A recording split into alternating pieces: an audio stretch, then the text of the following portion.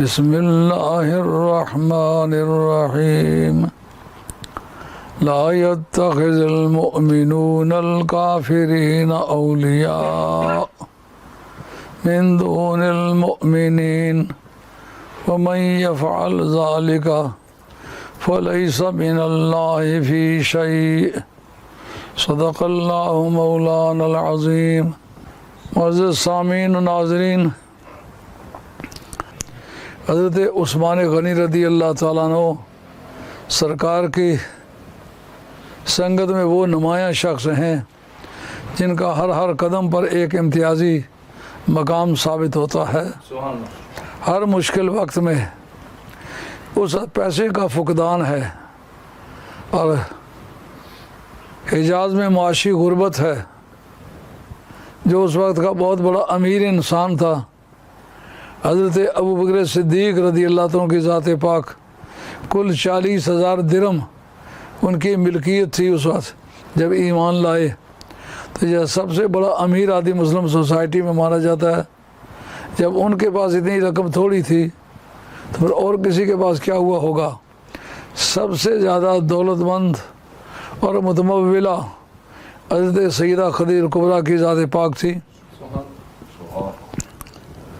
तो आपने अशरफों के ढेर लगा के हज़रत सिद्दीक़ रज़ी अल्लाह अन्हु की ज़ात पाक को गवाह बनाया कि मैंने ये सब माल हजूर को दे दिया है, चाहे तो अभी तकसीम कर लें, चाहे तो पास रख लें, ये इनकी मर्ज़ी पर मौकूफ़ है।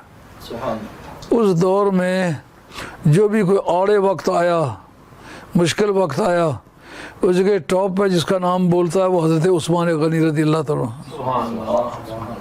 इसीलिए हदीस में आता है कि हज़रत उस्मान ने सरकार से 2 मरतबा जन्नत ख़रीदी है।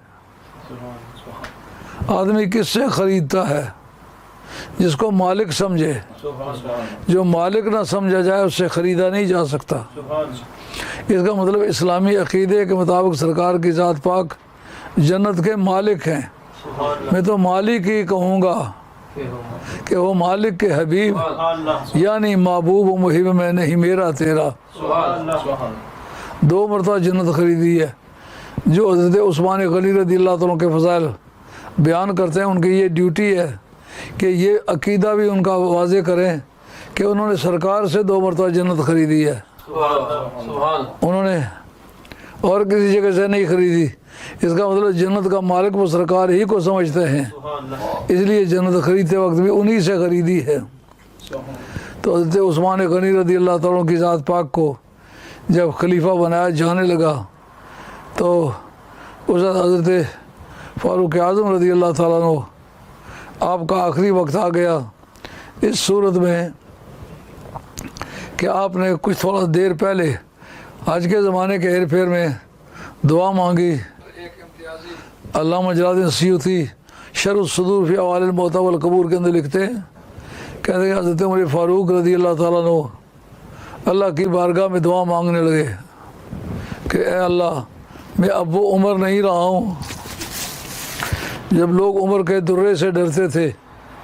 मैं मशरिक़ में हूँ, लोग मगरिब में हो, तो मगरिब में वो फालतू सांस नहीं लेने की ज़रूरत करते थे, इस्लामी हदूद के अंदर रहते थे। अब मैं उठा हुआ हूँ तो बैठ नहीं सकता, बैठा हुआ हूँ तो उठ नहीं सकता। मौला करीम कहीं ऐसा ना हो कि मेरी वजह से जो इस्लाम का वक़ार, जाओ जलाल, इज़्ज़त व अज़मत कभी मिली थी वो मेरी मौजूदगी में वो ज़ाय हो। उस वक्त से पहले पहले मुझे दुनिया से उठा ले। किसी दोस्त ने आपसे पूछा कि मौत की दुआ मांगना तो हराम है, आपने क्यों मौत की दुआ मांगी है? ज़िंदगी अल्लाह ताला की नेमत है, तो ज़वाले नेमत के लिए ख़ुद दुआ मांगना ये कुफरान नेमत की किस्म बनती है, ये हलाल नहीं है। आपने फरमाया यार मेरी बात समझो, जब तक तो इस इंसान की ज़िंदगी से इस्लाम को फ़ायदा पहुँचे उस वक्त तक दराज़िए उम्र के लिए दुआ मांगना और उसके लिए आमीन कहना, ये तो फ़ायदे वाली बात है कि जब तक वो जिएगा, दीन का काम करेगा, दीन को तरक्की होगी और इस बाम उरूज में उसका हिस्सा तस्लीम होगा। लेकिन जिस सूरत में आदमी को यकीन हो जाए कि अब मैं अपने हालात को मेंटेन नहीं कर सकता, अब मैं अपनी वो रूहानी सिचुएशन जो थी उसको बरकरार नहीं रख सकता, उस वक्त मौत की दुआ मांगना दुरुस्त है। आज से वापस आ रहे थे तो रास्ते में दुआ मांगते हैं, अल्लाह करीम अल्लाह मरज़ुक़नी मौत शहादत नबी बलदे नबी का, मौला करीम अपने महबूब के शहर में मुझे शहीद की मौत अता फरमा। साथ के साथी ने कहा कि अब सरकार के शहर में तो काफिर है कोई नहीं, शहादत की मौत कैसे होगी? उनका मैंने इखलास से दुआ मांगी है। शहादत की मौत से मुझे बड़ी दिलचस्पी है कि जो कुछ था उसके रास्ते में खर्च किया, ये सांसों की मता बाकी रह गई है, ये भी उसी के रास्ते में लुटाऊँ तो मज़ा आए। तो मौला करीम मुझे अपने महबूब के शहर में शहादत की मौत नसीब फरमा। हुआ क्या, आप मदीना तैयबा में थे, आपको एक लेटर मिला हज़रत मुगीरा इब्न शाबा रज़ियल्लाहु ताला अन्हु, उन्होंने लिखा कि मेरे पास उस वक्त कूफे के गवर्नर थे, मेरे पास कूफे में एक शख्स है जो पनचक्कियाँ भी बनाना जानता है, वो विंड मिल बनाना जानता है, हवा से वो चक्की चलती है, आटा पीसती है, और वही आदमी दर्जी का काम भी जानता है, लोहार का भी जानता है, सुनार का भी जानता है, बढ़ई का भी जानता है, बिल्डिंग भी जानता है, मकान भी बना सकता है। तो बड़े हुनरों वाला आदमी है। अगर आपके पास वहाँ मरकज़ में मौजूद हो तो वक्तन फ़क्तन आपके लिए फ़ायदा दे साबित हो सकता है। तो हज़रत उमर फ़ारूक रज़ियल्लाहु ताला अन्हु ने फरमाया कि अगर ऐसा मुफीद और कारआमद आदमी हो तो बेशक आप उसको भेज दें। उनके पास एक ग़ुलाम था ज़ोरोएस्ट्रियन, आतिश परस्त, अबू लोलो उसका नाम था। लोलो मैंने मोती, जिधर वो मनहूस आदमी था चुन के नाम रखा हुआ था अबू लोलो। वो आ गया, आपने पूछा तो क्या करता है? कोई कहा मैं ग़ुलाम हूँ लेकिन मुकातिब हूँ, उसको एक अठन्नी रोज़ाना कमा के देता हूँ, और मेरी ख्वाहिश है कि मेरी ज़र मुकातबत ट्रिब्यूशन उसको कहना चाहिए। ट्रिब्यूटरी जो होते ना, इस्लामी मुल्क में गैर मुस्लिम होकर टैक्स देते हैं, उस टैक्स का नाम है ट्रिब्यूशन। उन लोगों, उन काफिरों का नाम है ट्रिब्यूटरी। ट्रिब्यूशन जो मैं अदा करता हूँ, अठन्नी मेरे लिए बड़ी वज़नी है, अगर 54 कर दी जाए तो फिर मैं आसानी से कर सकता हूँ। आप रहा तेरी ज़र मुकातबत, तेरी ट्रिब्यूशन को कम करना भलाई नहीं है। अठन्नी देता रहेगा, इतना हुनर जानता है, आसानी से कमा सकता है, बचा सकता है, तो जल्दी तेरा छुटकारा हो जाएगा, आज़ाद हो जाएगा।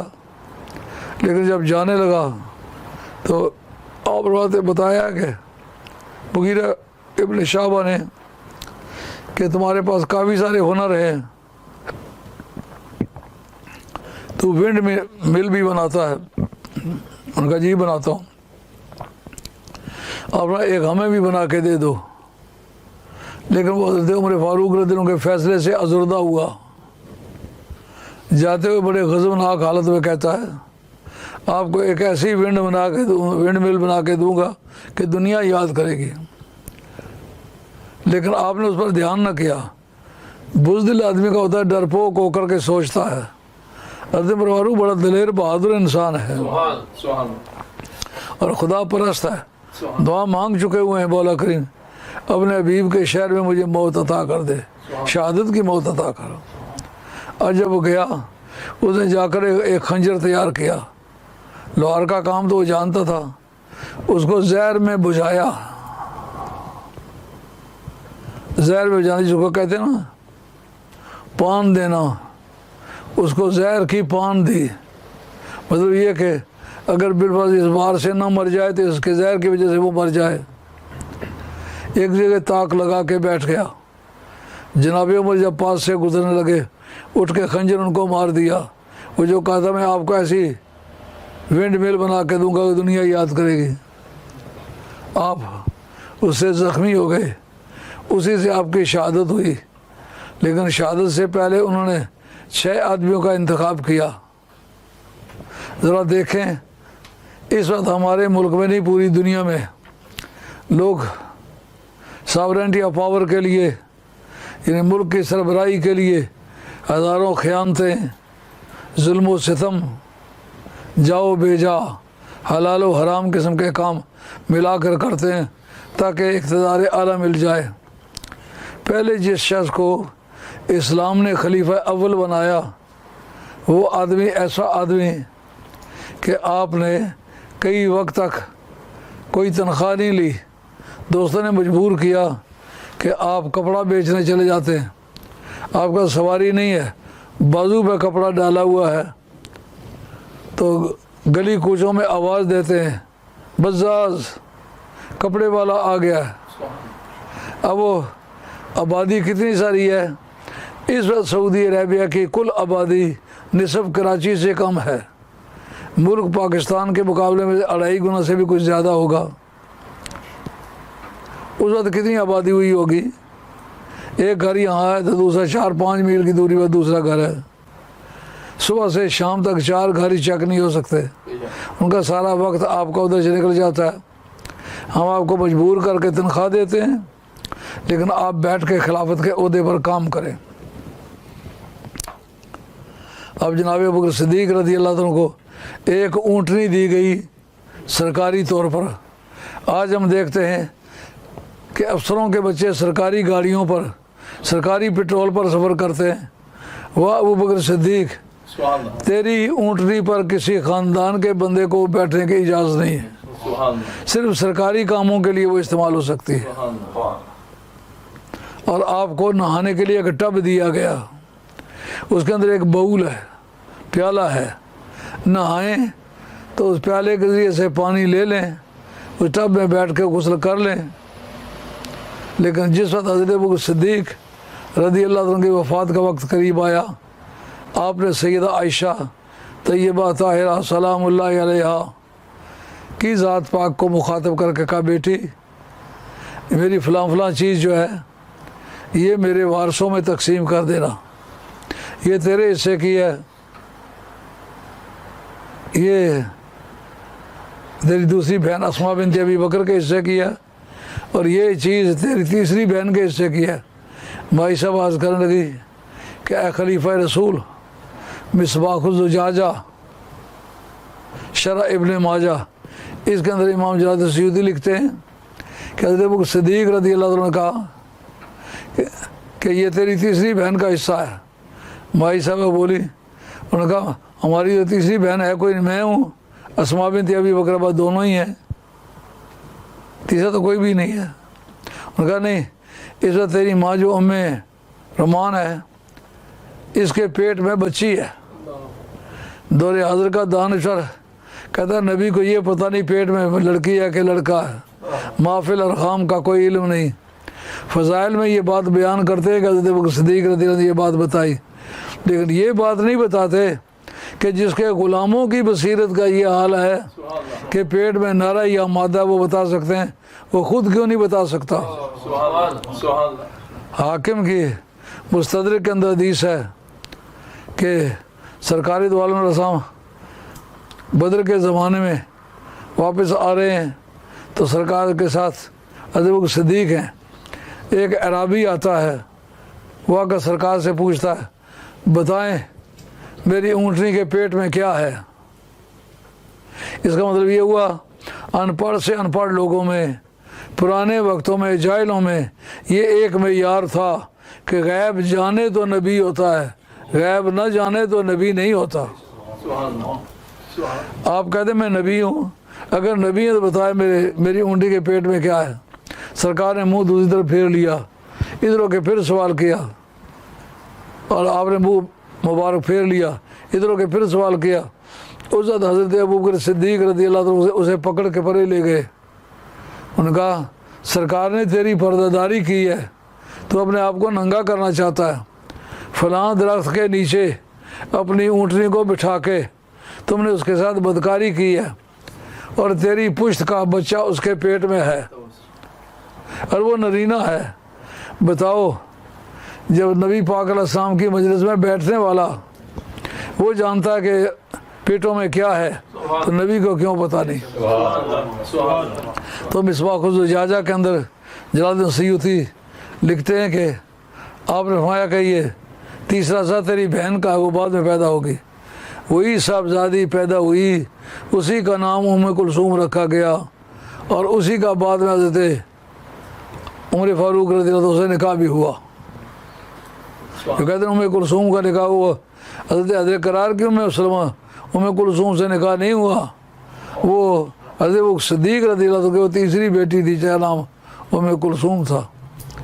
और इसके बाद आपने फरमाया ये ऊँटनी सरकारी है, मुझे सरकारी काम के लिए दी गई थी, अब दुनिया छोड़ रहा हूँ, मैं कौम और मुल्क के वसाइल को मिसयूज़ नहीं करना चाहता, उनका गलत इस्तेमाल नहीं करना चाहता।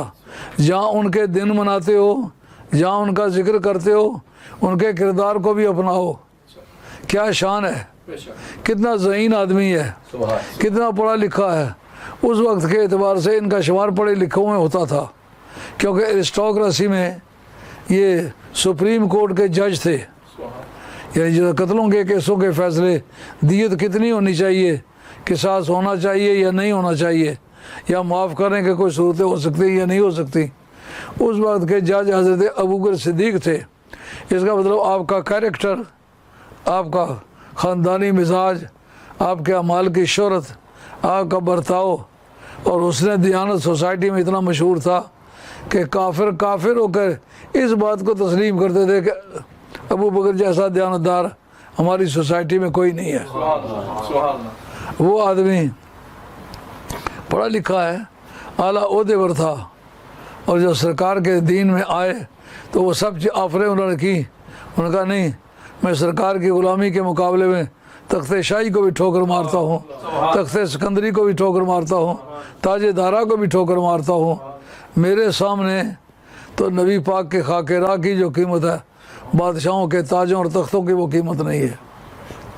अब जनाब कहते ये मेरी ऊँटनी मेरे देखते देखते बैतुल माल को वापस करो, ताकि मेरे नाम अमाल में ये दर्ज न हो जाए कि अबू बकर सिद्दीक़ के इस्तेमाल में ये आ रही थी। ये हुए ना खलीफे, इस सिलसिले की तीसरी कड़ी का नाम हज़रत उस्मान है। अब जनाब एक मरतबा अबू बकर सिद्दीक़ रज़ियल्लाहु अन्हु के घर में हलवा पका ईद के मौका पर। आप फरमाने लगे बाल बच्चे से कि मैंने हलवे के लिए पैसे तो नहीं दिए, ये हलवा किस तरह पक गया है। बाल बच्चे ने कहा जो आप हमें ख़र्चा देते हैं रोज़ाना, उसमें से थोड़े थोड़े पसंदाज करके सेविंग की है, उनका हलवा पकाया। पूछा कितने पैसे रोज़ाना बचाती रही हो, उनका इतने पैसे रोज़ाना बचाती रही हो। आपने अपनी तनख्वाह में उतनी कटौती कर दी, कहा मेरी तनख्वाह इतनी कम होनी चाहिए, मेरे घर वालों का इतने पर गुजारा हो सकता है। आपने कहा ये टब भी है, ये भी सरकारी है, इसको वापस करो, ये बाउल भी सरकारी है। तो आप दुनिया से अपने दामन को साफ करके चले। हज़रत उमर फारूक रज़ियल्लाहु ताला अन्हु सारी ज़िंदगी दुनिया की दो बड़ी ताकतों के तख्ते उल्टे और ऊँटों पर जवाहरात ला के दिए गए, और आपने अपने निज़ाम मादलत में एक अपनी हैसियत को मुतय्यन किया कि मैं बंदा हूँ, रसूल का ग़ुलाम हूँ, मुझे उन हदूद के अंदर रहना है। उसमें एक पर्दा था, बारे चीन उसका नाम था, अरबों खरबों रुपए की लागत से बनाया गया था। वो ईरान के बादशाह कभी बादगीस में, कभी दूसरी सैरगाहों में मौसम गर्मा गुजारा करते थे, और गर्मी से बचने के लिए ठंडे मकामात, चश्मे और फल और फूल उनको चुना करते थे। तो उसके लिए बारे चीन बनाया हुआ था। अब जनाब जिस वक्त वो माल तकसीम होने लगा कि ये सोना चांदी आया, ये इसको किस तरह तकसीम किया जाए, बाकी चीज़ें जो काबिल तकसीम थी उनको तकसीम किया, लेकिन वो बाहर चीन के बारे में ये फैसला हुआ कि ये बाहर चीन जो है एक कालीन है जिसके ऊपर मोती जड़ाऊ किए गए हैं, अगर इसको काटें तो नाकारा हो जाएगा, अगर इसको सलामत रखें तो तकसीम नहीं हो सकता। तो आपने दोस्तों के मशवरे के मुताबिक कहा कि इसको दरबार खिलाफत के लिए रख लो कि बाहर से लोग आते हैं मुलाकात करने के लिए, तो यहाँ फूटी हुई चटाइयाँ और टूटे हुए बिस्तर, इसमें मामूली चीज़ें पड़ी हुई होती हैं, इससे अच्छा तासुर पैदा नहीं होता। इसलिए हम ये चाहेंगे कि ये कालीन यहाँ के लिए रख लिया जाए ताकि लोग आएँ तो इस ठाठ से मुतासिर हों। जब वो कालीन उठा के दरबार खिलाफत में रख लिया गया तो इमाम मावर्दी लिखते हैं कि जो वो अंदर रखने लगे, हज़रत साद बिन वक़ास जो इस एरिया के एरिया कमांडर थे, उनका ए उमर, ये जो कीमती कानून आप दरबार के लिए रखने लगे, इसकी कोई मिसाल आपके पास कुरान में है? उनका नहीं है। कहा इसकी कोई मिसाल हदीस में है? का कोई नहीं है।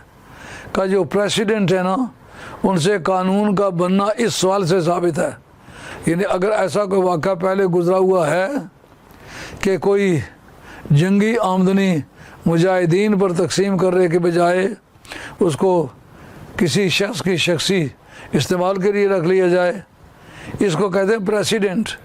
प्रेसिडेंट से कानून बनता है। इसकी कोई प्रेसिडेंट आप पेश कर सकते हैं? उनका नहीं पेश कर सकता। उनका आप बताएं किस हवाले से आपने ये कालीन लेकर अंदर रख लिया है? ये काटें अभी हाजरीन में तकसीम कर जो मुजाहिदीन है। अर्दे उमर फारूक रज़ियल्लाहु अन्हु कालीन वापस किया, काट के तकसीम किया और कहा कि ऐ साद बिन वक़ास, तो उस एरिया के एरिया कमांडर है, ये भी कहा जा सकता था ये इसे दे दिया जाए क्योंकि इसने बड़ी बहादुरी की है, मगर तूने कानूनी तकाज़ों को पूरा किया, अपना लालच नहीं किया, तो इस हक गोई के बदले में मैं तुझे इस वक्त कूफे का गवर्नर बनाता हूँ। कूफे का गवर्नर बना दिया गया। उधर जजिंग की चेक के लिए एक शख्स को इंस्पेक्टर मुकर्रर कर दिया गया, उनका नाम था अबू वाइल। वो उनको भेजें जाके चेक करो कि क्या सूरत हाल है। वो वापस आके बताएं कि कोई उनके दरबार पर आता ही नहीं है। पूछते पुछाते इस पर पहुँचे कि क्यों नहीं आता। जब उनसे पूछा गया, उनका मैंने लोगों के साथ अदल इंसाफ के वो तकाज़े पूरे किए हैं जिससे लोगों के दिल में कानून की बड़ी इज़्ज़त बन गई है। कोई किसी के हकूक़ ज़ाहिर करता ही नहीं, तो किसी को कोई मुसीबत बने तो वो आए ना, किसी को कोई मुसीबत बनती ही नहीं, वो आता ही नहीं है। इसलिए मेरे दरबार में कोई इसकी मिसाल नहीं है कि कोई मुस्तगीस आए, कोई कंप्लेनेंट आए। कोई मेरे पास कंप्लेनेंट नहीं आता, कोई प्लेंटिफ नहीं आता। दरबार उसी से खामोश रहता है। और फिर एक मरता अबू वाइल को भेजा कि चेक करो। चेक करने गए तो देखा कोई बंदा नहीं है। कुछ लोगों को अपना खुद बताया कि बाप जाके बात करो। तो जब दरवाज़ा खटखटाते हैं तो कोई दरवाज़ा खोलता नहीं। ये शिकायत आकर जनाब उमर से उन्होंने की। आप गए मौके पर गए तो आपने खुद दरवाज़ा खटखटाया। तो जनाब उमर फारूक बड़े ग्रां डील आदमी थे, हाथ भी बड़े बड़े थे। जब इसने ज़ोर से दस्तक दी तो पूरा उनका महल हल गया। उनके महल के हिलने से आप नीचे उतरे बड़े गज़बनाक हालत में। जब देखा हज़रत उमर फारूक को तो अचानक बिदक पड़े। पूछने लगे ये क्या वजह है? मैं आज तीसरा दिन है, खुद आया हूँ, यहाँ बैठा हुआ हूँ, देखता हूँ लोग आते हैं दरवाज़ा खटखटाते हैं, तुम नीचे उतरते ही नहीं हो, बताओ क्या वजह है?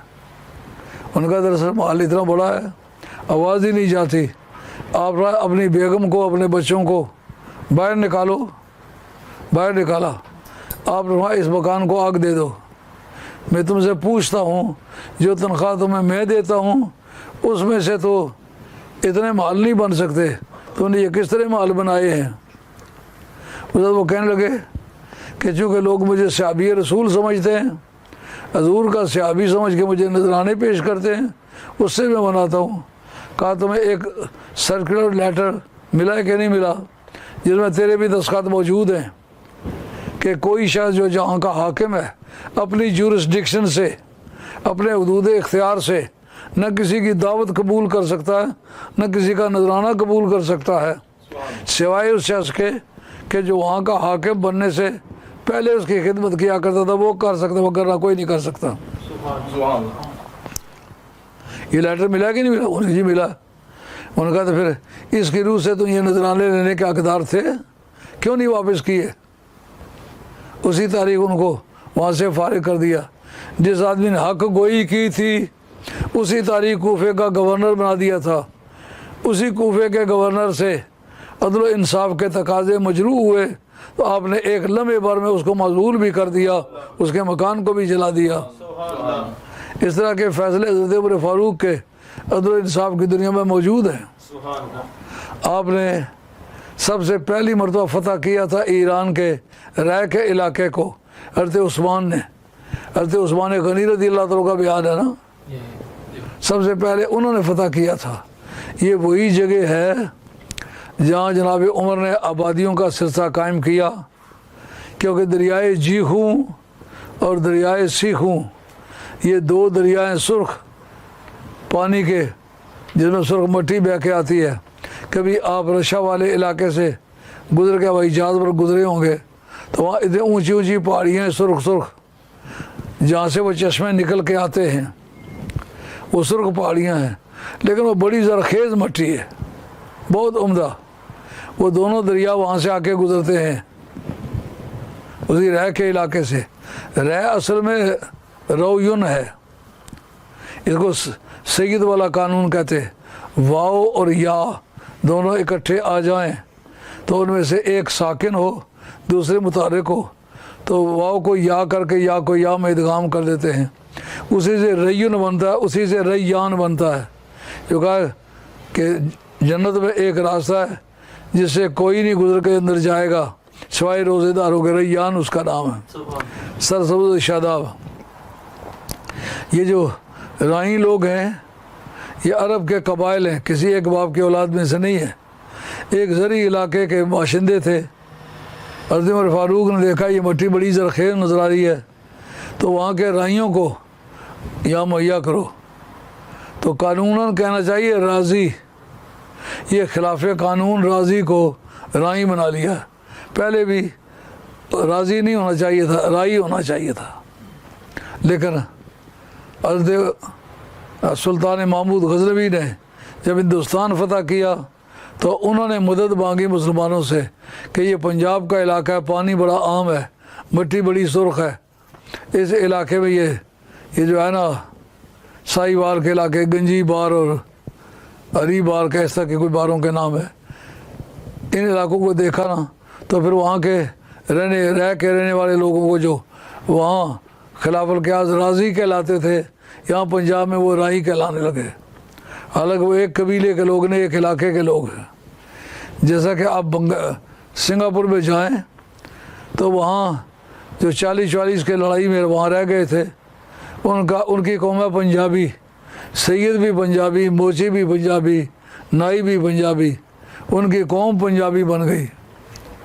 जैसा कि मुग़ल लोग भागे कभी कश्मीर में गए थे, जब वापस आए लोगों को कहते हैं कि हमें मलक कहो, लोग कहते हैं हम तुम्हें कश्मीरी कहेंगे। तो फिर इस वजह से उनका कभी नाम पकता है कि मलक हैं, कभी नाम पकता है कि ये कश्मीरी हैं वगैरह वगैरह। इस तरह करके इसी इलाके को यजीद ने इमाम हुसैन की शहादत के लिए बतौर रिश्वत के मुकर्रर किया था। जो हज़रत साद इब्न वक़ास का बेटा था अमर इब्न साद, उसको कहा था कि अगर तुम इमाम हुसैन का सर उतार के ले आओ तो ये इलाका तुम्हें जागीर के तौर पर दे दूँगा। अब उसने बाकायदा अपने अशार में कहा कि मैं जानता हूँ कि इमाम हुसैन का सर उतारना दोज़ख में ले जाने वाली चीज़ है, मगर रह के इलाके की दिलचस्पी भी बड़ी है, मजबूर हूँ, मुझसे वादा किया क्या हुआ है। अला हज़रत के आस हज़रत उस्मान गनी रज़ी अल्लाह को ये बरक़ात थी कि उन्होंने सबसे पहले ये इलाका फ़तह किया था। उसके बाद काफ़ी सारे इलाके थे जो रोमन एम्पायर के इलाके थे, उन इलाकों में फतूहात हासिल की थी। हज़रत उस्मान गनी रज़ी अल्लाह तआला जैसा नर्म खू आदमी, उसके लिए इलाकों की फतूहात बड़ा मुश्किल मामला था, लेकिन उन्होंने नबी पाक के इश्क व मोहब्बत का वो ज़ौक़ पाया कि मौत के माने ही बदल गए। जैसा आजकल कश्मीर का मुसलमान है, मकबूजा कश्मीर का, अब उन्होंने मौत का नाम ज़िंदगी रख लिया है। वो दिन गए कि तुझसे डरा करते थे अजल, वो दिन गए कि तुझसे डरा करते थे अजल, अब ज़िंदगी अनाम तेरे इंतज़ार का। वाह कश्मीर के मुसलमानों, खुदा तुम्हारी गैरत को बुलंदी अता फरमाए। इंशाअल्लाह एक दिन आने वाला है कि आज़ादियाँ तुम्हारे कदम चूमेंगी। दुनिया में आज़ादी तलाश करने वाले लोग तुम्हारी तकलीद करेंगे, तुम्हारी गैरत की कसम खाएंगे। इस तरह हज़रत उस्मान गनी रज़ी अल्लाह को जो इश्क मोहब्बत रसूल से हिस्सा मिला, उससे रोमन एम्पायर के भी कुछ हिस्से आपने, यानी जिसको रोमन एम्पायर का, इटली, इसके कुछ इलाके, उसके काफ़ी सारे किले हज़रत उस्मान के दौर में फतह हुए। हत्ता कि ये जो मिस्र के मुलाकात हैं, मिस्र तो फतह हुआ था हज़रत उमर फ़ारूक के दौर में, लेकिन ये बाकी सारे इलाके जो है, जिसमें नाइजीरिया आता है, चाड आता है, मोरितानिया आता है, और इसी में स्पेन का इलाका, ये सारे इलाके हज़रत उस्मान के दौर में फतह हुए। तो अब किसी शख्स की बात करते वक्त उसके किरदार को भी देखना पड़ता है। हर छोटी बड़ी बात को इल्ज़ाम बना के उनको मुत्तहम करने की कोशिश करते हो, जिन्होंने अपनी पूरी ज़िंदगी में कोई पैसा स्मगल नहीं किया, बल्कि पूरी ज़िंदगी, जब इतना ज़माना, बड़ा लंबा ज़माना है उनकी खिलाफत का, एक पैसा तनख्वाह नहीं ली और सरकारी रेजिडेंस नहीं हासिल किया, सरकारी वसाइल नहीं इस्तेमाल किए, अपने सवारियों पर सफ़र करते रहे, अपने मकान पर रहते रहे, TADA नहीं लिया, तनख्वाह नहीं ली। अगर किसी दूसरे पर मेहरबानी की है तो दूसरे पर मेहरबानी की होगी, वो आपकी तबीयत की फैयाजी है, लेकिन जहाँ तक उनके अपनी ज़ात का सवाल है, उन्होंने अपने ओहदे का हरगिज़ मिसयूज़ नहीं किया। हज़रत उमर फ़ारूक रज़ी अल्लाह तआला अन्हु कि जब आखिरी वक्त आ रहा था, उस वक्त आपने 6 आदमियों का इंतखाब किया, उनमें से एक हज़रत उस्मान भी थे। इस राज को हज़रत अल्लामा इमाम इब्न मरदवा ने जो मनाक़िब अमीरुल मोमिनीन के अंदर लिखा, और इसको हज़रत इमाम जलालुद्दीन सयूती ने मुस्नद फ़ातिमा के अंदर भी लिखा कि मौला मुर्तज़ा ने उस वक्त के तमाम मुज्तहिदीन को, जिनमें जनाब उमर बिन, हज़रत अब्दुल्लाह बिन उमर भी मौजूद थे, और जो बाकी छोटी छोटी के साहब इकराम, हज़रत अब्दुल्लाह बिन अब्बास भी मौजूद थे, हज़रत अब्दुल्लाह बिन मसूद भी। हज़रत अब्दुल्लाह बिन मसूद की वफ़ात जो है सन 32 में हुई है। तो हज़रत उस्मान गनी रज़ी अल्लाह अन्हु के इंतखाब के वक्त वो खैर वाफ़ियत से सरकार मौला मुर्तज़ा ने खड़े, उसका नाम है यौम शूरा, उनका तुम में कोई ऐसा है कि जिसके नफ्स को सरकार ने अपना नफ्स कहा हो, जिसकी ज़ात को सरकार ने अपनी ज़ात कहा हो, तुम्हें कोई ऐसा शख्स है जिसके मतलब सरकार ने कहा इसका गोश्त मेरा गोश्त है, इसका खून मेरा खून है, इसका दादा मेरा दादा है कोई तुम्हारी तारीख में ऐसा आदमी जिसने मुशरिकीन के उतने बंदे मारे हो जितने मैंने मारे हैं? यानी ये इस्तेकाक है, डिजर्वेशन है, इस्तेकाक है। सब बातें कही। कहा पहले 2 खलीफे बने, मगर मैं तुम्हें बताता हूँ उन दोनों से मैं अफजल था। इससे वो बात खुल गई कि ना खुल गई? जो मुझे उमर फ़ारूक से अफजल कहेगा, अबू बकर से अफजल कहेगा, मैं उसको मुफ्तरी की याद मारूँगा। हुदूद जो होती हैं किताबुल्लाह और सुन्नत रसूलुल्लाह के ज़रिए से इनका तय्युन होता है। क़यास के ज़रिए से नहीं हो सकता, क़यास हुदूद में नहीं इस्तेमाल हो सकता। मज़हब इमाम अबू हनीफा के मुताबिक क़यास के अंदर ये क़ुव्वत नहीं है कि वो हुदूद साबित करे। बस धुरे मारते बंदा मर जाता है, कितना ज़िम्मेदारी का काम है बंदा क़यास से किसी को मरवा डाले। इमाम अबू हनीफा कहते हैं कि हुदूद जो है वो या कुरान की नस से साबित होते हैं या हदीस की नस से साबित होते हैं, या अल्लाह मुअय्यन करे या रसूल मुअय्यन करे, नाफिज करने का काम हाकिम वक्त करे, लेकिन वो उसको अप्लाई करना कहते नाफिज करता है। इससे क्या बात साबित होती है? हज़रत मौला मुर्तज़ा ने फरमाया, मैं खुद कहता हूँ मैं उन दोनों से ज़्यादा अफजल था, खिलाफत के काम को ज़्यादा अच्छी तरह चला सकता था। किताबें दोनों मेरे पास मौजूद है, मुजल्लद फ़ातिमा भी मौजूद है और इमाम इब्न मरदवा की मनाक़िब अमीरुल मोमिनीन भी और यौम शुरा के ये हवालाजात भी मौजूद है। फरमाया मैं अबू बकर सिद्दीक़ रज़ियल्लाहु अन्हु के मुकाबले में खिलाफत का ज़्यादा हक़दार था, मैं उनसे अफजल था, मैं उसके काम को अच्छी तरह चला सकता था, क्योंकि मेयार क़यादत कुरान के अंदर क्या है, ज़ादहू बस्ततन फिल इल्म वल जिस्म। खिलाफत का तयन हुआ जनाब शमूएल अलैहिस्सलाम के ज़माने में, तो इसको खलीफा बनाया गया, नबी की मौजूदगी में बनाया गया। इससे साबित हो गया कि ये अकीदा सही नहीं है कि हमेशा अफजल जो होता है वो खलीफा होता है।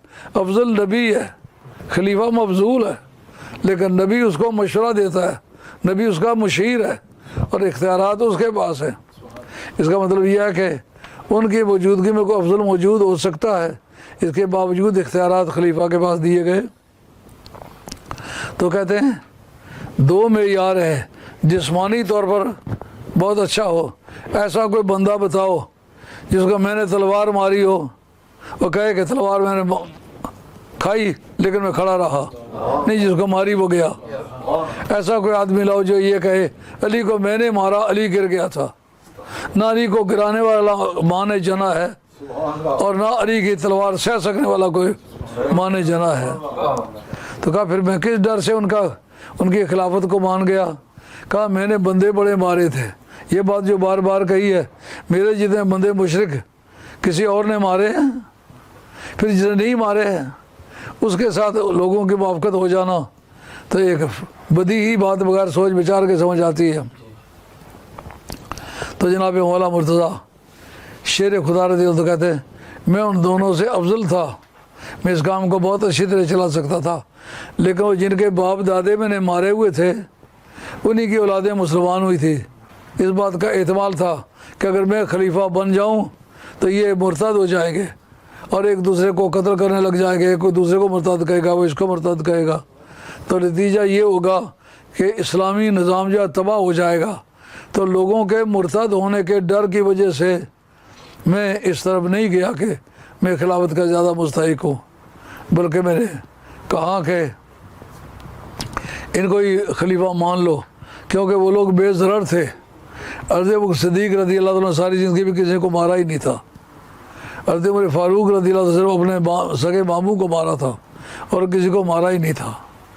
इसलिए उनका अवाम में पजीराई होना एक फितरी बात थी, लेकिन कोई घर ऐसा अरब का नहीं था जो ये कहे कि मेरा कोई भी बंदा अली ने नहीं मारा। जिधर भी जाओ अली के मुस्तगीस मौजूद थे।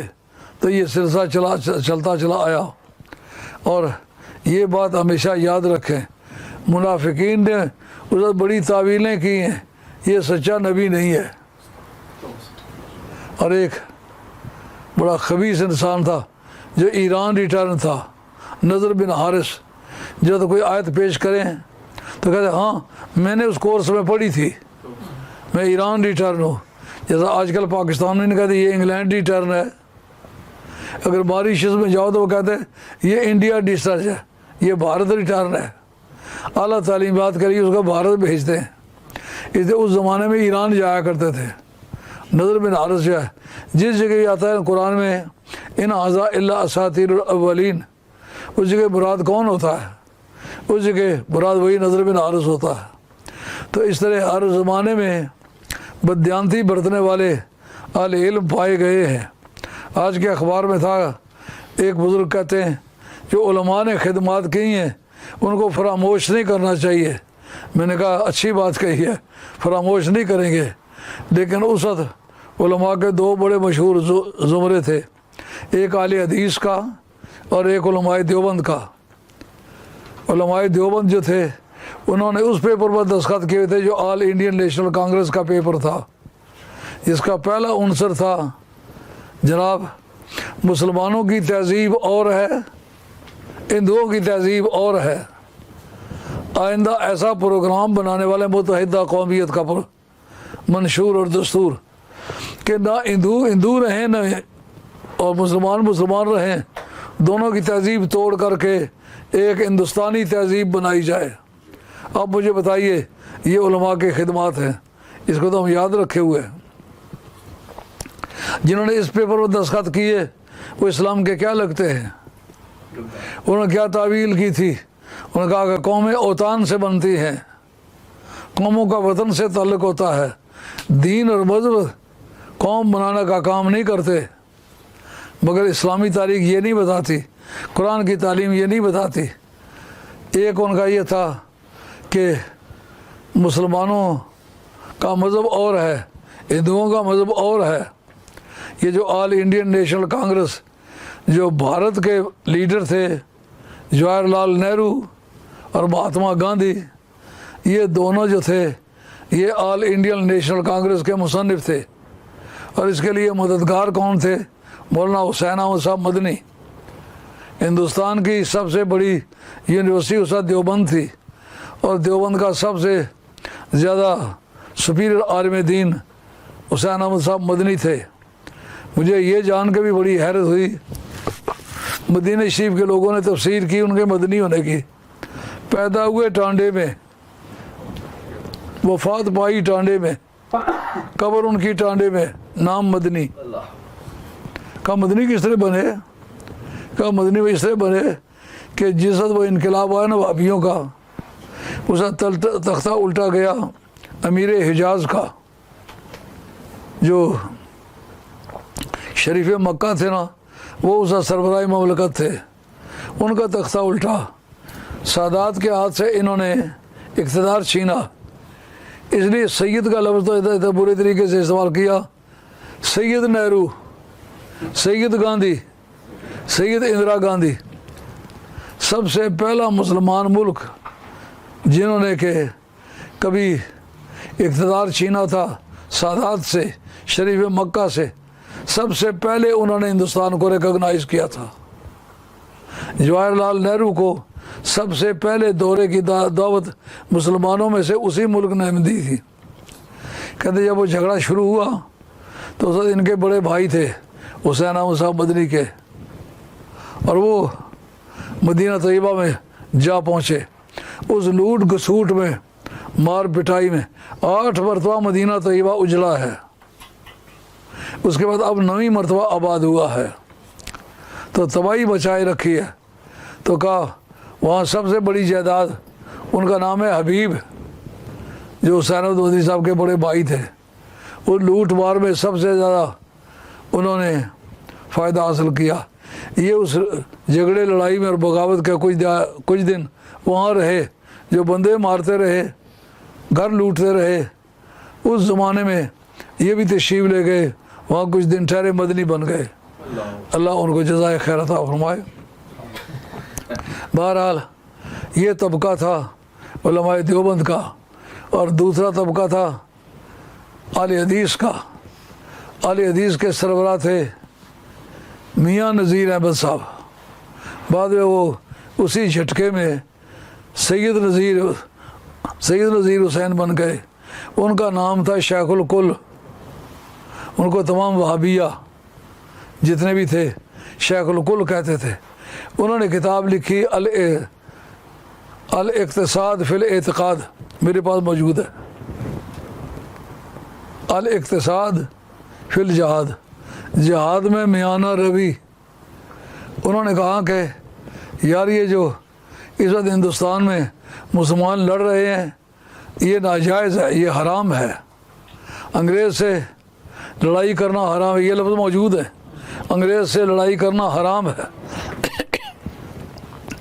ये वो वक्त है जबकि मौलाना फजल खैर आबादी रहमतुल्लाह ताला अलैह उनका जनाजा जज़ाइर अंडमान से आ रहा है। काला पानी जिसको कहते थे ना, जिसको अंग्रेज़ी में कहते हैं ट्रांसपोर्टेशन फॉर लाइफ, यानी ज़िंदगी भर की जलावतनी। बागी हिंदुस्तान अगर आपको डिक्शनरी निकाल के देखें उससे मुराद फजल खैर आबादी है। फजल खैर आबादी वो आदमी है, बोली रशीद अहमद गंगोई शेखुल हदीस देवबंद, ये उनका शागिर्द है। और कासिम ननोतवी बानियो देवबंद, ये उनके शागिर्द है। अल्लाह हज़रत क्या ये छोटी छोटी के उलमा तबके के जो लोग जो हैं ये फजल खैर आबादी के शागिर्द हैं। और उनके लिए ये तुर्रा इम्तियाज़ है कि उन्होंने फजल खैर आबादी से पढ़ा। उन्होंने फतवा दिया कि इस वक्त मुसलमानों पर जिहाद वाजिब है, जिसकी सज़ा में उनको जज़ाइर अंडमान की सज़ा दी गई। हिंदुस्तान की सरज़मीन ने ऐसा आलिम दीन पैदा नहीं किया, ऐसा बेमिसल और यकता आदमी है, अपने उस्तादों पर भी सबकत रखता है। उस्तादों की जितनी नई नस्ल है उनकी शागिर्द है, उनसे पढ़ी है। और ये शिबली नौमानी जिसे सीरत नबी लिखी है, ये भी उनका शागिर्द है। और ये सारे मिलजुल करके मुरीद हैं सैयद अहमद बरेलवी साहब के। सैयद अहमद बरेली वो बांस बरेली के रहने वाले थे। ये सारे वहाबिया के हेड वो हैं, उन्हीं के मुरीद हैं मौलाना कासिम ननोतवी साहब भी, उन्हीं के मुरीद है रशीद अहमद गंगोई साहब भी, उन्हीं के मुरीद हैं मियाँ नज़ीर अहमद साहब भी। इनको शमसुल उलमा का खिताब भी दिया गया था। अंदाज़ा करें, सिर्फ इस एक रसाला है, मेरा ख्याल है कोई 20 वर्ग का रसाला मेरे पास मौजूद है। वो रसाला लिखा कि अंग्रेज़ के साथ लड़ाई करनी हराम है। उसके अंदर काफ़ी सारे सफ़े इसी में लेके गए कि जिहाद करना उस वक्त फ़र्ज़ होता है जिस वक्त उनको नमाज से बंद कर लिया जाए, रोज़े से बंद कर लिया जाए, अज़ान कहने से बंद कर लिया जाए, दीनी कामों से, ईद पढ़ने से, जुमा पढ़ने से, जनाजा पढ़ने से उन्हें मना कर दिया जाए, दीन के कामों से रोका जाए, उस वक्त जिहाद फ़र्ज़ होता है। तो अंग्रेज़ तो कहता था आज़ादी से अज़ान कहो, नमाज़ पढ़ो, मैं मना नहीं करता। मगर ये तमीद ही उनकी गलत है, इसलिए कि जिस वक्त नबी करीम रसूल मदीना तैयबा में हैं तो कबीला बनी मुस्तलक़, जिनको जंग ग़ज़वा मुरैसी भी कहते हैं, ग़ज़वा बनी मुस्तलक़ भी कहते हैं, ग़ज़वा बनी मुरैसी भी कहते हैं। मुरैसी असल में उस कुएँ का नाम है जो कुआँ उस सारे इलाके को सैराब करता था। उस इलाके की मईशत जो थी, ज़मीन की पैदावार उस पानी पर मौकूफ़ थी। 105 मील के फासले पर है मदीना तैयबा से। उनके मतलब इत्तला मिली कि वो हमला करना चाहते हैं। अब जनाब वो नमाज से तो नहीं रोका उन्होंने, अजान से तो नहीं रोका, सरकार अपने लश्कर को तैयार करके रातों रात चले गए। वहाँ सुबह के करीब तक इंतज़ार किया, सुबह फूटने लगी, सरकार ने साहबों को कह के हमला कर दिया। लोग जनाब कस्सियाँ और कुदालें बेल से और खेती बाड़ी का सामान लेकर के चल रहे थे। सरकार ने 1000 आदमी से ज़्यादा गिरफ़्तार कर लिया और कई हज़ार बकरियां और भेड़ें गिरफ़्तार कर ली और इलाका फ़तह कर लिया। वहाँ का जो हुक्मरान था वो बड़ा दानश्वर था। उसने हजूर की बारगाह में हाज़िरी दे के कहा, जनाब मेरी बेटी है, जुवेरिया उसका नाम है, मैं आपके निकाह में देता हूँ, मेहरबानी फरमा के कबूल फरमा लें। सरकार ने उसे कबूल फरमा लिया। आज उनका नाम है उम्मुल मोमिनीन हज़रत सईदा जुवेरिया। अब सहाबा का अंदाज़ देखिए, सहाबा का मिजाज कैसे है। उन्होंने कहा यार अब सरकार के साथ इनका ससुराली रिश्ता पैदा हो गया है, अब ये आले बैत के रिश्तेदार हैं, इनके साथ ज़्यादती नहीं करनी चाहिए। वो सारी बकरियां भी वापस की, सारे जानवर भी वापस किए, सारे कैदी भी वापस किए। और बदनसीबो करबला के दुश्मनों, तुम्हें खुदा का खौफ चाहिए था, तुम तो उस नबी के मानने वाले हो कि जिसके मानने वालों ने सिर्फ ससुराली रिश्ता पैदा हो जाने की वजह से कई हज़ार जानवर वापस किया, माले गनीमत वापस किया, लूटा हुआ सामान वापस किया, अपनी फतूहात से दस्तबरदार हो गए। तुम किस तरह के मुसलमान अपने आप को समझते हो? आज भी एक तबका कहता है जनाब यजीद काफिर नहीं था, वो काफिर नहीं था मगर मुसलमान भी तुम्हारे जैसा था। ये बात बड़ी अच्छी तरह समझ आती है। काफिर नहीं था, मुसलमान था, मगर किस तरह का? तुम्हारे जैसा। फिर समझ आ जाएगी ये कोई भी नहीं कहलाना चाहता। मेरे बहुत बचपन के ज़माने की एक तकरीर है नारा में, कौटे से आगे को 15-20 मील नारा एक टाउन है, वहाँ तकरीर के लिए गए तो वहाँ मौलवी मिस्कीन साहब और एक उमर याद शाह ज़ात के पचर थे, कहलाते शाह जी थे। उन्होंने मुझे कम उम्र समझ के तकरीर के लिए पहले खड़ा किया। मैं सेहतमंद भी था, खुश आवाज़ भी था। मैंने खूब ललकारा यजीद और यजीदियों को और उनको अच्छी तरह कान खींचे, वो सब अलर्ट हो गए। तो मैंने कहा यजीद मलून ने, यजीद बेईमान ने। इतने में मौलवी मिस्कीन साहब बोले, वो कह रहे हूँ। मैंने कहा क्या वजह है? उन्होंने कहा यजीद को काफिर नहीं कहना चाहिए। मैंने कहा मुझे बताएं कि वो क्या था? उन्होंने कहा एक गुनहगार मुसलमान। मैंने कहा आप अपने आप गुनहगार मुसलमान समझते हैं या क्या समझते हैं? उन्होंने कहा मैं अपने आप को गुनहगार मुसलमान समझता हूँ। मैंने कहा फिर आप भी गुनहगार मुसलमान हुए, यजीद भी गुनहगार मुसलमान हुआ। आपकी दुकान थी दालगराम बाज़ार में। मैंने कहा अपना पूरा एड्रेस लिखा है, जब कभी को मुझसे पूछेगा यजीद किस तरह का मुसलमान था तो मैं आपका एड्रेस दूंगा कि वो इस तरह का मुसलमान था। अब जनाब चीखते फिरें दोनों। मैंने कहा घबराओ नहीं, मुझसे बात करो। मुझे अभी दाढ़ी नहीं आई इसलिए समझते हो शायद मैं अनपढ़ आदमी हूँ, नहीं मैं फारिग तहसील आलिम हूँ, मुझसे बात करो। इतना लताड़ा के बाद में वो दोनों तकरीर किए बगैर भाग आए।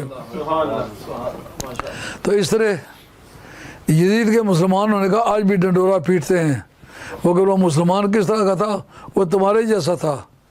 अब जनाब ये कि जहाद किस तरह होना चाहिए, कब होना चाहिए? उन्होंने कहा जब तक इस्लामी अरकान से मना ना किया जाए। मैं पूछता हूँ कि सरकार के विसाल पाक के बाद जिन मुर्तदीन ने इर्तिदाद इख्तियार किया था, सिर्फ ज़कात बंद की थी। हज़रत अबू बकर सिद्दीक़ रज़ी अल्लाह तआला ने तमाम सहाबा को मुत्तफ़िक़ करके इजमाही तौर पर उनसे जंग की या न की, जिहाद किया या न किया? बताओ वो नमाज से रोक रहे थे? बताओ वो रोज़े से रोक रहे थे? बताइए वो अज़ान कहने से रोक रहे थे? जुमे से मना कर रहे थे? नहीं, इस तरह की कोई बात नहीं कर रहे थे। सिर्फ जो सरकार की बारगाह में ज़कात दिया करते था उसका माली निज़ाम ख़राब उन्होंने किया। हज़रत अबू बकर सिद्दीक़ ने कहा कि आप कुछ भी हो जाए छोड़ेंगे नहीं। आपने उसे याद किया। बताओ ये किस बात की मिसाल है कि इस्लामी अरकान में से किसी रुकन का इनकार किया जाए तो भी जहाद दुरुस्त है? इनकार की कई सूरतें हैं। मिसाल के तौर पर बताइए मुसैलमतुल कज़्ज़ाब ने जब नबूवत का दावा किया, हजूर के ज़माने में उसके साथ जहाद नहीं हुआ, अब जहाद हुआ है उसके साथ।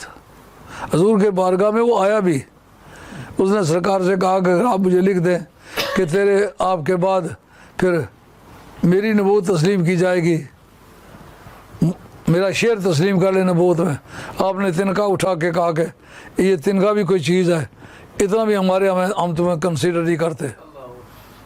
जहाद का हुक्म उस वक्त में, ये भी एक सवाल है क्या वजह है?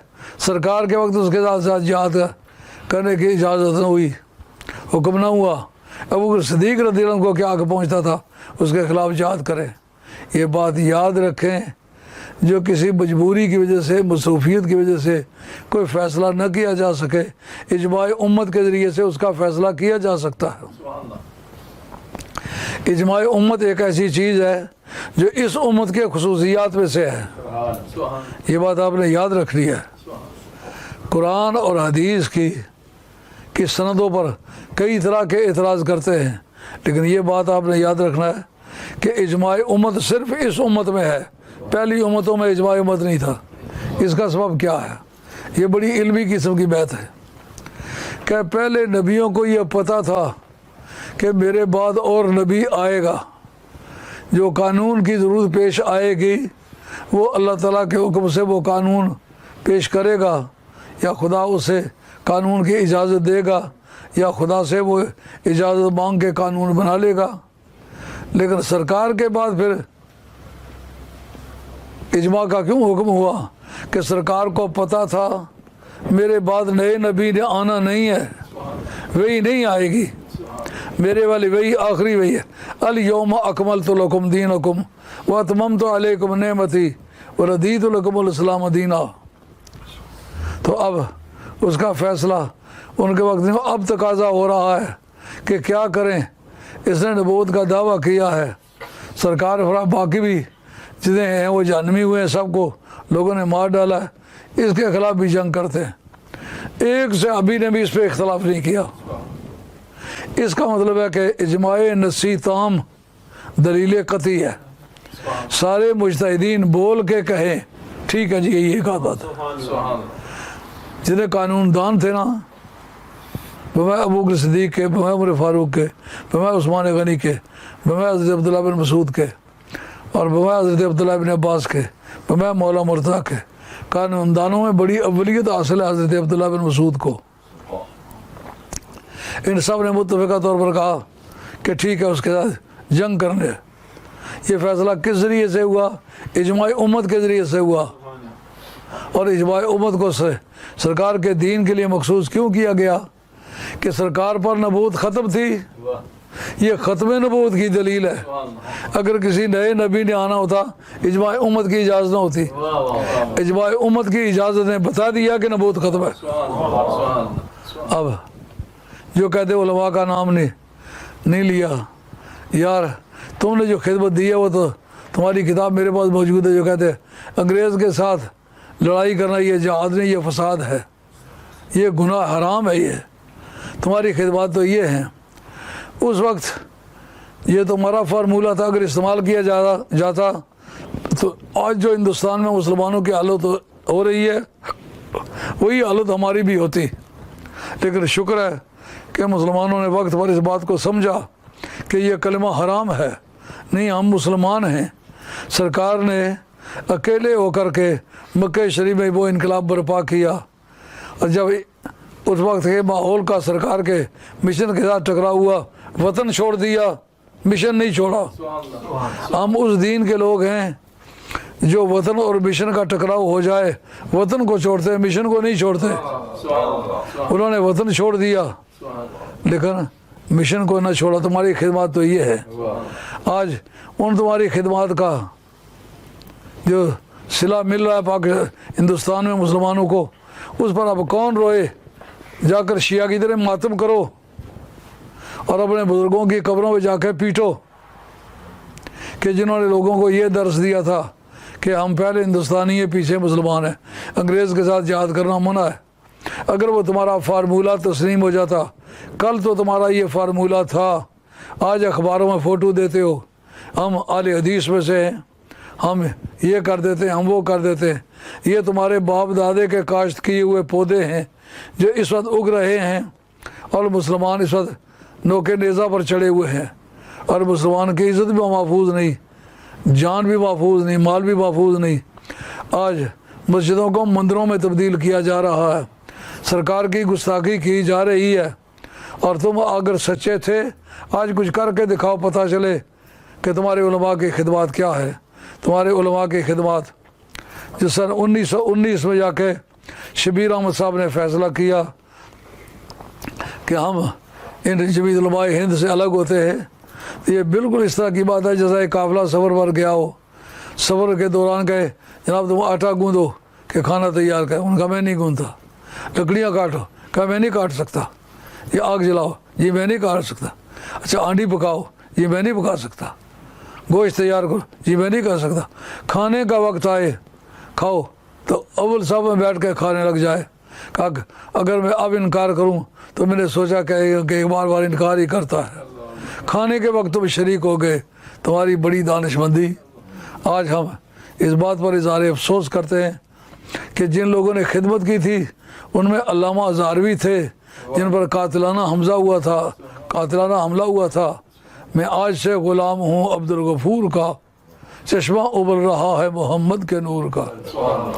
पाकिस्तानी कौम ने उनकी औलाद के साथ कोई वफा का जवाब नहीं दिया। आज उनका पोता है जो डॉक्टर है और ज़मींदारा कॉलेज का प्रिंसिपल है, उसके साथ भी कोई ऐसा फालतू सलूक नहीं किया जिसे समझ आए कि इन लोगों ने पाकिस्तान बनाने वालों की कदर की है।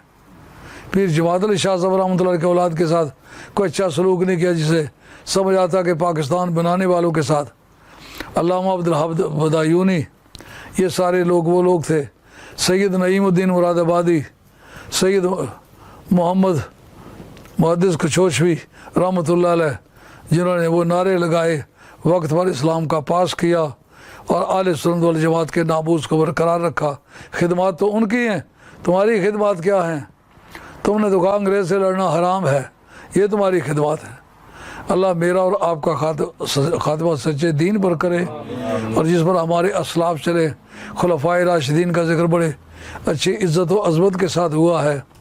वो तहारत के पैकर और तकद्दुस का मुरक्का हैं, जिन्होंने इस्लाम को असली बुनियादों पर खड़ा करके छोड़ा है और आज तक उनका वो अमल हमारे सामने typical example to be followed.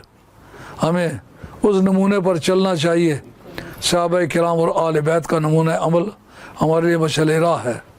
इंशाल्लाह कल भी गुफ्तगू होगी, लेकिन ये सोच कर बताएँ कि कल किस मौजू पर होगी। उम्मीद है कि आप लोग कल अपने पुराने वक्त पर ही इंशाल्लाह 5 बजे ही तकरीर होगी। अब मैं आपसे इजाज़त चाहता हूँ और दोस्तों से कहता हूँ ख़त्म शरीफ के लिए चीज़ें ले आओ। अस्सलातु वस्सलामु अला रसूल खैर खल्क़ि मुहम्मद व आलिहि व सहबिहि अजमईन। ऐ परवरदिगार आलम, जो कलिमात तय्यबा पढ़े गए, जो मैंने ख़ुद पढ़े, जो दोस्तों ने पढ़ के मिल किए हैं, जितनी चीज़ें ख़त्म शरीफ के लिए तैयार की गई हैं, मौला करीम अपनी बारगाह में मंजूर मकबूल फरमा। इनका सवाब जनाब मोहम्मद रसूलुल्लाह सल्लल्लाहु अलैहि वसल्लम फरमा। तमाम अंबिया व मुरसलीन अलैहिस्सलाम की अरवाह मुक़द्दसा को इरशाद फरमा। नबी पाक अलैहिस्सलाम की तमाम आले बैत, अज़वाज मुताहरात, बिनात तय्यबात, औलाद मजाद, हसनैन करीमैन, खातमा जन्नत मौला मुर्तज़ा, शहीदान दश्त करबला, आइम्मा आले बैत की अरवाह मुक़द्दसा को इरशाद फरमा। नबी पाक अलैहिस्सलाम के तमाम सहाबा किराम रिदवानुल्लाह तआला मजमईन की अरवाह मुक़द्दसा को इरशाद फरमा। बिलख़ुसूस हज़रत अबू बकर सिद्दीक़, हज़रत उमर फ़ारूक, हज़रत उस्मान गनी, हज़रत हैदर करार, अशरा मुबशरा, हाज़रीन बदर, हाज़रीन उहद, हाज़रीन अहज़ाब, हाज़रीन सुलह हुदैबिया के अरवाह मुक़द्दसा को इरशाद फरमा।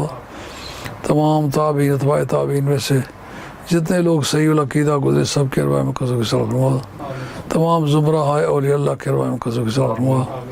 बिलख़ुसूस हज़रत गौस सखलानी पीरों की बेद सुबहानी, ख्वाजा गरीब नवाज सुल्तान सरकार, दाता गज बख्श अजमेरी, शेख शाह अब्दुल सरवरदी, सैयद बहाउद्दीन नक्शबंद शहंशाह बुखारा, सैयद अबुल हसन हाज़री असरी रज़ियल्लाहु अन्हु, ख्वाजा खाजगान सैयद सादात पीर मेर अली शाह साहब गोरड़वी रहमतुल्लाह अलैह, बाबूजी साहब गोरड़वी रहमतुल्लाह अलैह, लाला जी साहब, दूसरे लाला जी साहब गोरड़वी रहमतुल्लाह अलैह, ख्वाजा मोहम्मद कासिम मौलवी, सैयद पीर जमात अली शाह साहब मुहद्दिस अलीपुरी, जमात अली शाह साहब सानी अल्लाह सानी, पीर हैदर अली शाह साहब जलालपुरी, हज़रत इमाम रब्बानी मजद रब्सानी, शेख आम सनदी, ख्वाजा कमरुद्दीन सियालवी, शमसुद्दीन सियालवी, ख्वाजा नूर मोहम्मद मुआरवी, ख्वाजा फ़खरुद्दीन देलवी, ख्वाजा निज़ामुद्दीन औरंगाबादी, ख्वाजा निज़ामुद्दीन औलिया महबूब इलाही, अमीर खुसरा देलवी, ख्वाजा नसीरुद्दीन चिराग देलवी,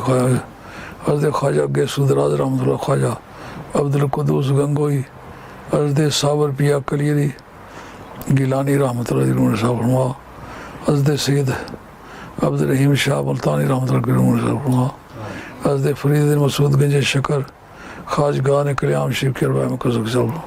खाजगान चूरा शरीफ के अरवाह मुक़द्दसा को इरशाद फरमा। और कादरी, चिश्ती, नक्शबंदी, सोहरवर्दी, शाज़ली, बदवी, जंजानी, खरबती, शतारी, अदरकावी, अदंदरावी, कुबरवी, वैसिया, और दीगर सलास अल्लाह के रवाय में फरमा और अल्लाह करीम कुल रुए ज़मीन दे जितने सही अक़ीदा मुसलमान गुजरे सब दी रवाय में कसम फरमा और अल्लाह करीम जिन पाक लोगों का जिक्र किया उनकी बरकत से पाकिस्तान के अंदरूनी बैरूनी हालात खुशगवार फरमा, दुश्मनान पाकिस्तान को जलील व खार फरमा। अल्लाह कश्मीर को मुकम्मल आज़ादी अता फरमा, आज़ादी कश्मीर के रास्ते की रुकावटें दूर फरमा। मौला करीम शहदाए कश्मीर के अरवाए मुक़द्दसा को आज के कार खैर का स्वामी साल फरमा। अल्लाह करीम अपने पाक बंदों का सदका कश्मीरियों को मौजूदा मसाइब और मुश्किलात से निजात फरमा। अंदरून हिंदुस्तान बसने वाले मुसलमानों को मजालिम से निजात फरमा, मुश्किलें आसान फरमा और जिन रोहिंग्या मुसलमानों को शताजर मौला की निजात फरमा और मगरबी बंगाल के 1000 लाख आदमी नेशनलिटीज़ कैंसिल बाल फरमा। रोहिंग्या मुसलमानों को मजालिम से निजात फरमा, फ़लस्तीनी मुसलमानों को मजालिम से निजात फरमा। मौला करीम तुर्किया के साथ जो मगरबी लोगों ने टक्कर लिया, मौला करीम उनको दलील खार फरमा, तुर्किया को कामयाबी अता फरमा। ऐ मौला करीम मेरे जितने मोहब्बत वाले लोग जो उनकी नेक आजता पूरी फरमा। रेड हिल में एक मेरे मुरीद है बिलाल नाम है और उनके ख़ानदान में अल्लाह खैरियत गुजार, जो वो कारोबार करना चाहते हैं अपने फजल से बरकत फरमा। आज स्मैथविक के मुरीदीन मुखलिसीन ने 450 पाउंड नजराना भेजा है। अल्लाह करीम कबूल फरमा, उनको जज़ाए खैर अता फरमा, दीन और दुनिया की नेमतों से माला माल फरमा। और जितने हमारे मुरीदीन इंग्लिस्तान में या दूसरे मुल्कों में हमारे साथ वफा की हालत में दुनिया से रुखसत में, मौला करीम उनकी रूहों को आज के कार खैर का स्वाबी साल फरमा। अल्लाह पाकिस्तान के अंदरूनी बैरूनी हालात खुशगवार फरमा। मज़हब आल हक़ आल सुन्नत वल जमात को बालादस्ती अता फरमा। औलिया अल्लाह के निज़ाम खानकाही को ताज़ ज़िंदगी अता फरमा, मुश्किल आसान फरमा, परेशानियाँ दूर फरमा। सल्लल्लाहु अलैहि वसल्लम ला इलाहा इल्लल्लाह।